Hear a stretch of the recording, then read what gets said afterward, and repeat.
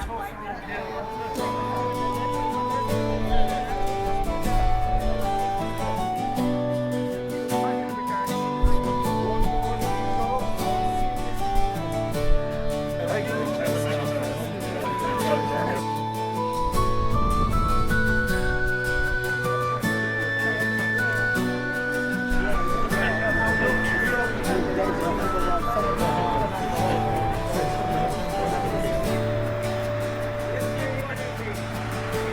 you want to stand?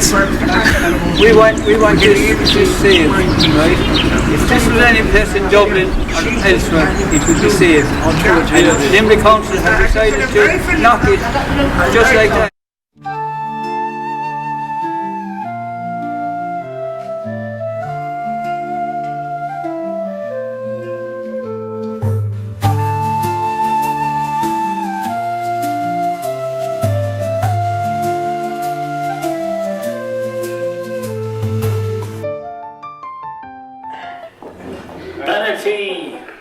Ladies and gentlemen and fellow performers, the Lady Morning, we walk in the footsteps of great writers, not all from Limerick, but they left their mark and created a unique history that is still very much amongst this community and indeed great city. 192 years ago, Michael Hogan was born in Thomond Gate.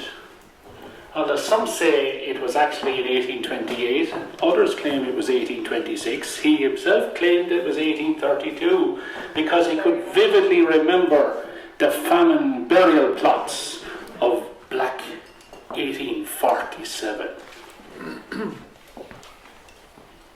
Michael Hogan was no scholar, yet he left us some great writings. He left school at the age of 8 because he didn't see eye to eye with the Christian Brothers, and he even wrote it in verse, the Lady Morning. I was the funniest idle fool that ever graced Christian school. I never learned a common rule in any book, for I, like every headstrong mule, my own way took. He wrote a number of great compositions, including, and many of you may be familiar with this, Drunken Thady and the Bishop's Lady. Dare not cross Thomond Bridge after 11 o'clock while the Bishop's Lady was out. She lived in the Bishop's Palace, but she actually lived in the Bishop's Lady's Palace because the Bishop never lived there in the first place.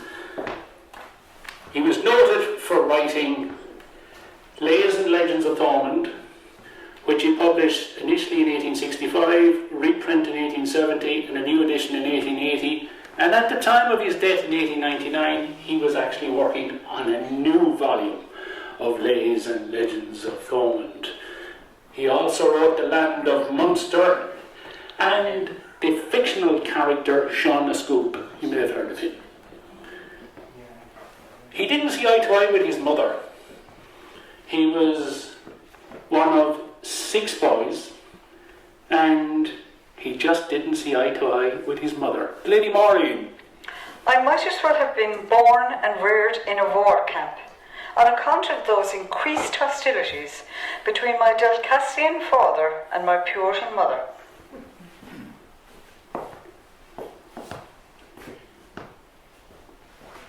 He befriended Peter Tate, later Sir Peter Tate, an industrialist from the Shetland Islands off the coast of Scotland, who would later partner with Cannox of Limerick to form an association known as Cannox and Tate.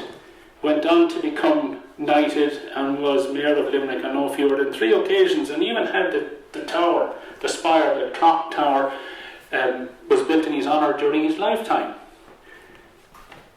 Peter Tate paid for the printing of Lays and Legends of Thomond, but because Michael Hogan was a real devil at writing satires about prominent people, that nobody would print it, and when he eventually found the printer wouldn't bind it. So in 1866 he went to America with his wife Anne Lynch, and he spent 3 years there bringing only 40 copies of Lays and Legends of Thomond with him. But what did he say about the Irish in America? The Lady Maureen. The meanest pack of dogs in America. They deceive and betray each other more than they do at home. Every nationality here, Dutch, Jews, Germans, Danes and Italians, stand loyally to each other, but the rascally Irish, they are the only black spot on the human page. And such of them that have anything of the world's goods above another to boast of, their staggering insolence is something abominable.